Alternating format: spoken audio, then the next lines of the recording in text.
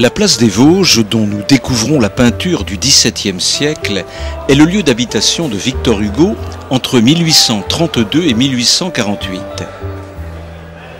C'est là, au numéro 6, que vécut le célèbre romancier jusqu'au bannissement dont il est victime en 1852 après avoir critiqué Napoléon III.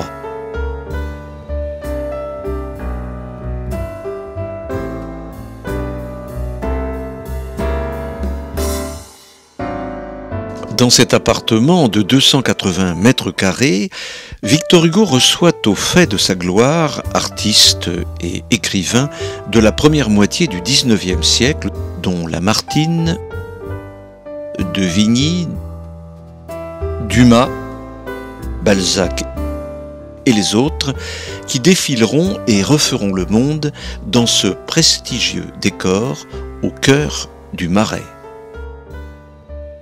Cet appartement en location a presque conservé la même apparence qu'à l'époque, malgré la disparition des couloirs et du balcon après son départ vers l'exil en 1848.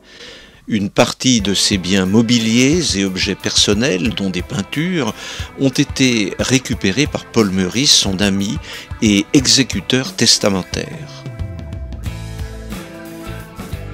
Dessins, photos, manuscrits ont fait également leur réapparition grâce aux donations de la famille.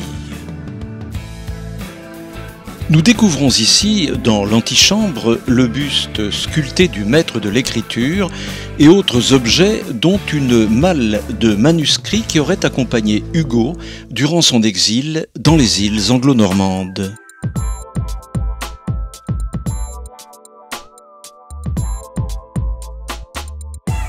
Juliette Drouet, que nous découvrons au fil des années, est l'égérie de Victor Hugo et le suit pendant les 19 années de son exil, en lui apportant sa malle à manuscrits et en assurant la recopie des textes de l'écrivain dans une écriture exploitable, malgré la calligraphie délicate de l'auteur.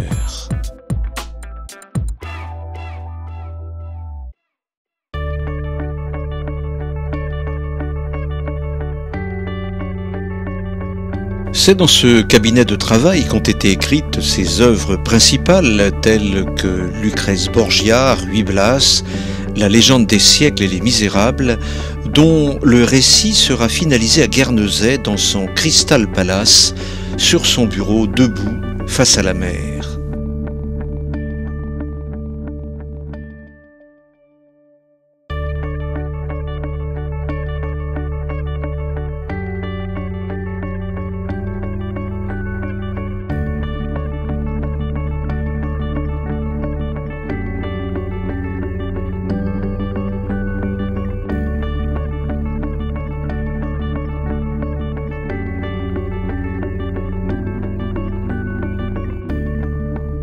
Le salon chinois que nous découvrons sur ces images provient de Hauteville-Ferry, situé au 20 de la rue Hauteville à Guernesey. Il appartenait à Juliette Drouet, la confidente et maîtresse de Victor Hugo, qui s'était établie à 2 pas de Hauteville House, la maison du maître. Les éléments de décor ont été achetés en 1903 par l'héritier de Juliette Drouet, avec de nombreux dessins et photographies. C'est Victor Hugo lui-même qui a imaginé ce concept pour sa maîtresse, avec des créations réalisées à partir d'objets détournés de leur origine.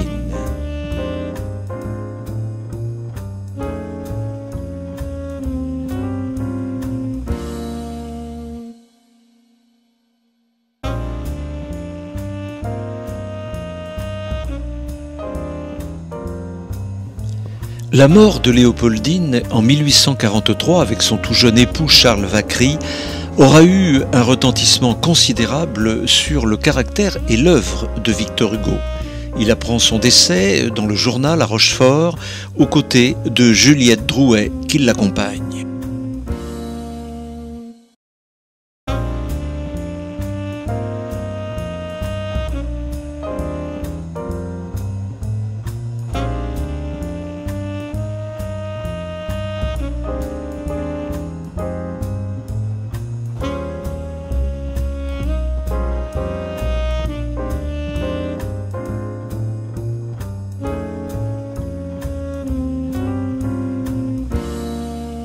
L'exil de Victor Hugo dans les îles anglo-normandes permet au romancier d'appréhender la photographie, une nouvelle technologie qui fait son apparition sous le Second Empire.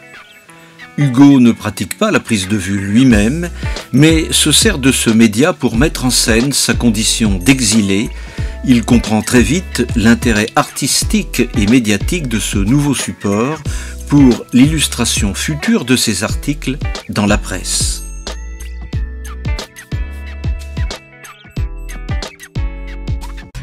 Découvrons enfin la chambre mortuaire de Victor Hugo qui a été reconstituée à l'identique avec son lit originel, là où son corps fut exposé en mai 1885 avant l'impressionnante déambulation vers le Panthéon qui mobilisera dès son retour en 1870 près de 2 millions d'admirateurs.